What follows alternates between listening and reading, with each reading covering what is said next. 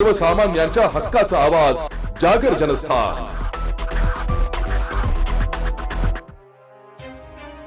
तपोवनातील वृक्षतोड प्रकरणी मुंबई उच्च न्यायालय येथे 18 मार्च रोजी महत्त्वाची सुनावणी होणार आहे। या प्रकरणात याचिकाकर्ते ॲडव्होकेट नितीन पंडित यांनी नाशिक महानगरपालिका व राज्य सरकारवर प्रतिज्ञापत्र सादर करण्यात वारंवार टाळाटाळ केल्याचा आरोप केलाय।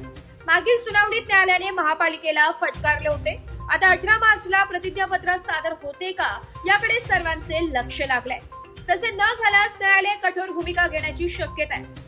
दरम्यान याचिकाकर्ते आक्रमक भूमिका घेत एकतर्फी सुनावणी व नाशिकमध्ये सुरू असलेल्या वृक्षतोडीवर स्थगितीची मागणी करणार असल्याचे संकेत दिले। मी ॲडव्होकेट नितीन पद्माकर पंडित, तपोवन वृक्षतोडी प्रकरणी मुंबई उच्च न्यायालय येथे याचिका करता। आज मुंबई उच्च न्यायालयामध्ये सुनवाई आहे आणि नाशिक महानगरपालिका व वृक्ष प्राधिकरण यांना मागील तारखेला प्रतिज्ञापत्र सादर करणे होते, परंतु त्यांनी ते केले नाही व मेहरबान कोर्टाने त्यांना फटकारले देखील होते। आज देखील त्यांना प्रतिज्ञापत्र सादर करणे आहे, परंतु ते वेळोवेळी टाळाटाळ करत आलेले आहे आणि आज पण टाळाटाळ करण्याची शक्यता आहे। आणि त्यामुळे आज आमची अशी मागणी राहणार आहे की ही सुनवाई जर आज त्यांनी प्रतिज्ञापत्र सादर नाही केले तर एकतर्फी सुनवाई घेण्यात यावी व वृक्षतोडी प्रकरणावरती स्थगिती आणण्यात यावी।